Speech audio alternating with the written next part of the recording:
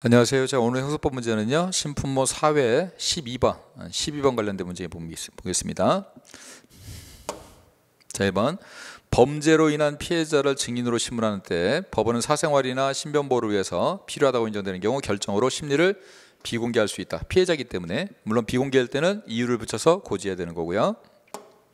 이번에 법원은 범죄로 인한 피해자나 법정들이 신청이 있을 때는 그 피해자 등을 증인으로 신문해야 되는 거 맞죠? 다만 우리 원래 증인 피해자가 신청을 하면 피해자의 재판 절차 진술권이 있기 때문에 헌법상 기본권이라서 신문을 해야 되는 게 맞죠. 다만 예외가 있다는 거, 예외 2개 기억하시라고 했죠. 이미 법정에서 충분히 진술했던 사람, 그리고 또 하나 이 사람은 피해자를 진술하기 때문에 현저하게 지연될 염려가 있을 때, 그래서 지진 피해자 이렇게 그러죠. 지진 피해자는 피해자가 증인 신청이 들어와도 신문하지 않아도 된다. 이거 아시면 되고요. 그다음에 3번. 피고인뿐만 아니라 변호인에 대해서도 차폐시설을 설치하는 방식으로 증인 신문이 이루어지는 경우 피고인과 변호인 모두 증인이 증언하는 모습이나 태도 등을 관찰할 수 없게 되어서 그 한도에서 반대 신문권이 제한될 수 있다. 우리 차폐시설을 설치하는 거 피고인에 대해서도 할 수 있고 당연히 변호인에 대해서도 할 수 있고, 여러분 시험 나왔던 게 방청인에 대해서 할 수 있다는 것도 나왔죠. 다 할 수는 있는데 문제는 피고인과 변호인을 모두 다 차폐시설 설치해서 못 보게 해버리게 되면 이 반대 신문권이 제한이 된다는 거예요.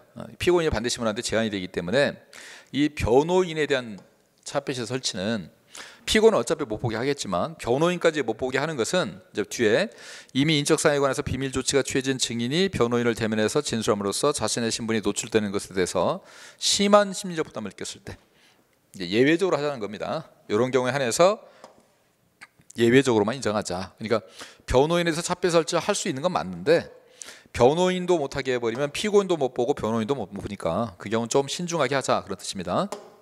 4번에 법원은 직권 피해자나 법정들의 신청에 따라 피해자를 공판기일에 출석하게 해서 피해 정도, 결과, 피고인의 처벌에 관한 의견 등 범죄 사실의 인정에 해당하지 않는 사항에 관해서 증인 신문에 의하지 않냐고. 자, 최근에 들어온 제도죠. 자, 피해자에 대해서 법원이 이 피해자에 대해서 조사를 할 때 유무죄와 상관없는 거, 자, 범죄 사실의 인정에 해당하지 않는 거.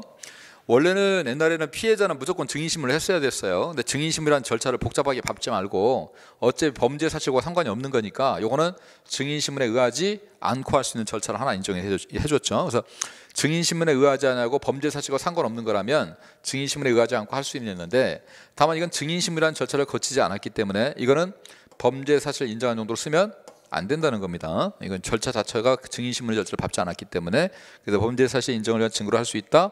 그럼 틀리는 거죠. 자, 그래서 우리 피해자와 관련된 걸 좀 모아놨는데 4번에 피해자가 범죄 사실의 인정에 해당하지 않는 거는 증인신문 아닌 방법으로 증인신문에 의하지 않고 했지만 이 경우는 범죄 사실에 의한 증거로 쓸 수 없다라는 거, 그거 하나 기억해 두시면 됩니다. 그래서 답은 4번입니다. 자, 수고했습니다.